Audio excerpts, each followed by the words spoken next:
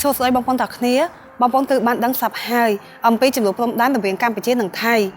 ថ្ងៃនេះទៅជាថ្ងៃច័ន្ទទី9ខែមិថុនាឆ្នាំ2025ប្រទេសទាំងពីរគឺបានយកព្រមព្រៀងគ្នាដកកងទ័ពចេញពីព្រំដែនរៀងៗខ្លួនហើយបែបនេះទៅខ្ញុំគិតថាវានឹងមិនមានសង្គ្រាមកើតឡើងរវាងប្រទេសទាំងពីរនោះទេដូច្នេះបងប្អូនគឺមិនចាំបាច់មានការព្រួយបារម្ភអ្វីនោះទេនៅក្នុងវីដេអូនេះខ្ញុំគ្រាន់តែចង់បញ្ចេញមតិរបស់ខ្ញុំនិងវិភាគអំពីរឿងនេះតើហេតុអ្វីបានជាវាកើតឡើងបែបនេះទី1ថ្ងៃដែលបានកើតឡើងមុនដំបូងគឺនៅថ្ងៃទី28ខែឧសភាឆ្នាំ2025ដែលទាហានថៃបានបាញ់ទាហានខ្មែរស្លាប់អស់ម្នាក់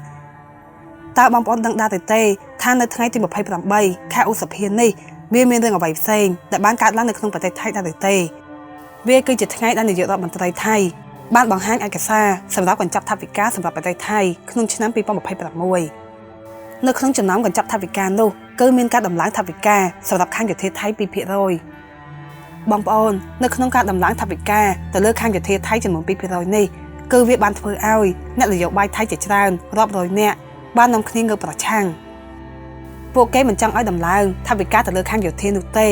ពីព្រោះតែពួកគេបានគិតថាសេដ្ឋកិច្ចថៃនៅពេលនេះកំពុងតែខ្សោយផងបន្ទាប់មកនៅសុកវាក៏បានកើតមាននៅចំនួនព្រំដែនរវាងថៃនិងកម្ពុជាតែម្ដងដែលវាចំថ្ងៃទី28ខែឧសភាឆ្នាំ2025នឹងតែម្ដង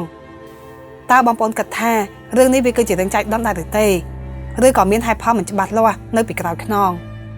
បងប្អូនដឹងស្រាប់ហើយថាសារព័ត៌មានពីខាងប្រទេសថៃគឺតែងតែចុះផ្សាយថា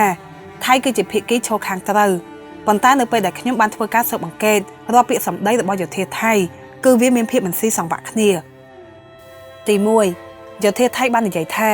ភាគីកម្ពុជាបានជីកលនដ្ឋានចូលទឹកដីថៃតាំងតែពីខែកុម្ភៈឆ្នាំ2025មកម្លេះបើវាដូច្នេះពិតមែនចុះតើហេតុអ្វីបានជាយោធាថៃមិនព្រមបាញ់តាំងតែពីពេលនោះមកតើហេតុអ្វីបានជារងចាំរហូតដល់ថ្ងៃទី28ខែឧសភាឆ្នាំ2025ធ្វើអ្វីដែលវាត្រូវជាថ្ងៃដែលខាងថៃត្រូវបង្ហាញកញ្ចប់ថវិការបស់ប្រទេសជាតិរបស់ខ្លួនឯងឬក៏វាគឺជាផែនការដើម្បីបង្កចំនួនដើម្បីបង្កើតជាតិនិយមដើម្បីឲ្យយោធាទទួលបានការគ្រប់គ្រងសម្រាប់ការបង្កើនកញ្ចប់ថវិកាបងប្អូនដំណោះស្រាយហ្នឹងគឺវាងាយស្រួលណាស់ចាប់ពីពេលនេះទៅគឺយើងឲ្យទាហានរបស់យើងដែលពួកគាត់យាមល្បាតនៅតាមព្រំដែនហ្នឹងនាំគ្នាពាក់កាមេរ៉ាដាក់នៅលើខ្លួនក៏បានដាក់នៅលើថ្ងាសក៏បានហើយបើសិនជាមានរឿងអ្វីវាកើតឡើងទៀតគឺយើងមានភស្តុតាងនៅក្នុងកាមេរ៉ាហ្នឹងទាំងអស់ដែលយើងអាចបង្ហាញទៅដល់អន្តរជាតិនិងបង្ហាញទៅខាងភាគីថៃបានថាតើខាងណាគឺជាអ្នកដែលបង្ករឿងមុនដល់ពេលភស្តុតាងទាំងអស់ហ្នឹងវាបានបង្ហាញទៅលើអន្តរជាតិទៅនោះភាគីដែលខាងបង្ករឿងហ្នឹងគេក៏ចេះខ្មាស់គេដែរហើយកាមេរ៉ាទាំងអស់ហ្នឹងគឺវាមិនថ្លៃប្រហែលនោះទេវាប្រហែលជាអស់ត្រឹមតែប្រហែល$1,000អីតែប៉ុណ្ណោះយើងធ្វើបែបហ្នឹងទៅគឺបញ្ហាទាំងប្រហែលហ្នឹងវាអាចដោះស្រាយបានហើយបងប្អូនរឿងព្រំដែនរវាងកម្ពុជានិងថៃវាតែងតែកើតមានឡើងគឺដោយសារតែភាគីខាងថៃគឺមិនអាចទទួលស្គាល់ថាខ្លួនឯងបានចាញ់បារាំងកាលពីសម័យមុនបាននៅក្នុងឆ្នាំ1907ភាគីថៃគឺបានយល់ព្រមចុះហត្ថលេខាដោយយល់ព្រមប្រកល់ទឹកដីកម្ពុជាទៅឲ្យកម្ពុជាវិញរួចហើយនៅក្នុងឆ្នាំដដែលហ្នឹងបារាំងនិងថៃគឺបាននាំគ្នាគូសផែនទីថ្មីដែលវាច្បាស់លាស់ថាព្រំដែននៅត្រង់កន្លែងណាខ្លះរួចហើយដែលថៃបានទទួលស្គាល់កាលពីពេលនោះ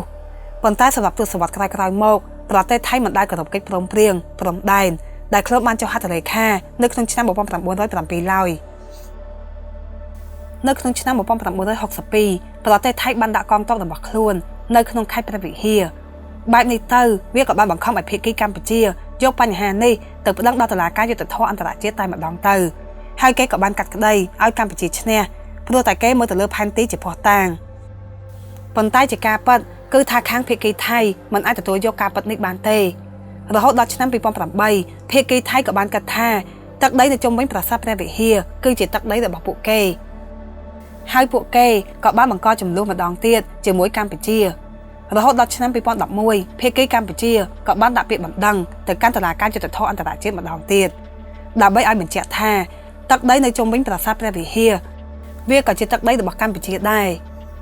ក្រោយមកតុលាការក៏បានកាត់ក្តីឲ្យកម្ពុជាឈ្នះទៀតនៅក្នុងឆ្នាំ2013ប៉ុន្តែភាគីថៃគេមិនសុខចិត្តនោះទេគេមិនទទួលស្គាល់មិនទទួលយកការកាត់ក្តីនេះទេប៉ុន្តែក្រោយមកប្រទេសទាំងពីរក៏បានយកព្រមគ្នាថាឥឡូវនេះទឹកដីនៅខាងជើងជិតព្រំដែនហ្នឹងវាមិនមែនជាទឹកដីរបស់អ្នកណាទៅចុះយើងដកចេញរៀងៗខ្លួនទៅ បន្ទាប់មកប្រទេសទាំងពីរក៏បានបង្កើតគណៈកម្មាធិការព្រំដែនរួមគ្នាដើម្បីដោះស្រាយបញ្ហានាពេលអនាគត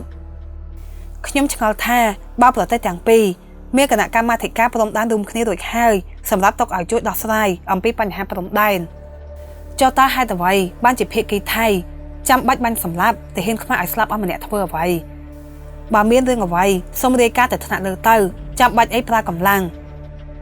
ម្យ៉ាងទៀតខ្លួនឯងបានសារភាពរួចហើយថាខ្លួនឯងគឺបានទៅលេនដ្ឋានរបស់កម្ពុជាមិនមែនកម្ពុជាទៅកន្លែងរបស់ថៃនោះទេបងប្អូនត្រង់ចំណុចនេះវាបានធ្វើឲ្យខ្ញុំមានការសង្ស័យម្យ៉ាងទៀតខ្ញុំមិនជឿទេថាភាគីកម្ពុជាគឺជាអ្នកដែលទៅរករឿងគេមុនពីព្រោះទាហានខ្មែរម្នាក់ដែលបានស្លាប់គាត់មិនមែនជាទាហានវ័យក្មេងដែលមានចិត្តឆេវឆាវនោះទេគាត់គឺមានភាពចាស់ទុំហើយដែលមានការអត់ធ្មត់ខ្ពស់វាមិនដែលគាត់មិនដឹងច្បាប់ហើយចេះតែទៅរករឿងគេមុននោះទេមានអ្វីមួយដែលខ្ញុំចង់ឲ្យបងប្អូនទាំងអស់គ្នាបានយល់ច្បាស់ប្រសិនបើនាយករដ្ឋមន្ត្រីថៃមិនព្រមស្ដាប់តាមពួកយោធា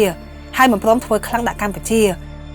នោះពួកគេនឹងធ្វើការបណ្ដេញគាត់ចេញនិងក្រុមគ្រួសាររបស់គាត់ចេញពីប្រទេសថៃតែម្ដងដោយការពីឆ្នាំ2014អញ្ចឹងដោយនេះនាយករដ្ឋមន្ត្រីដែលពាក់អាវក្រហមគឺត្រូវតែមានការប្រុងប្រយ័ត្នឲ្យបានខ្ពស់ប្រសិនបើនៅចង់មានតំណែងដូច្នេះខ្ញុំសូមឲ្យបងប្អូនទាំងអស់គ្នាកុំចាញ់ល្បិចរបស់ពួកអាវលឿងដែលជាខាងចិត្តនិយមថៃសូមបងប្អូនមានការអត់ធ្មត់កុំរើសអើងនៅក្នុងប្រទេសថៃគឺពួកគេកំពុងតែមានបញ្ហាផ្ទៃក្នុងរបស់ពួកគេដែលខ្លួនឯងទេនៅក្នុងថ្ងៃទី14ខែមិថុនាប្រទេសកម្ពុជានិងប្រទេសថៃនឹងជួបប្រជុំជាមួយគ្នាខ្ញុំជឿជាក់ថាបញ្ហាព្រំដែននឹងត្រូវបានដោះស្រាយតើកម្ពុជានឹងដាក់ពាក្យប្តឹងទៅតុលាការយុត្តិធម៌អន្តរជាតិឬក៏អត់គឺវាអាស្រ័យទៅលើរដ្ឋាភិបាលកម្ពុជាប៉ុន្តែខាងភាគីថៃគឺគេបានស្នើសុំទៅខាងភាគីកម្ពុជាថាកុំដាក់ពាក្យបណ្ដឹងអីយើងធ្វើដូចតែពីមុនទៅតាមមតិរបស់ខ្ញុំគិតថាបញ្ហារវាងប្រទេសទាំងពីរបើសិនជាអាចដោះស្រាយបានរត់តែឆាប់គឺវារត់តែល្អសម្រាប់សេដ្ឋកិច្ចកុំចាប់បាច់អូបន្លាយដល់រាប់ឆ្នាំធ្វើអ្វីបែបនេះទៅគឺវាធ្វើបាបដល់សេដ្ឋកិច្ចទៅវិញទេខ្ញុំមានទំនុកចិត្តទៅលើរដ្ឋាភិបាលរបស់យើងថានឹងអាចដោះស្រាយនៅបញ្ហាទាំងនេះបានសូមអរគុណ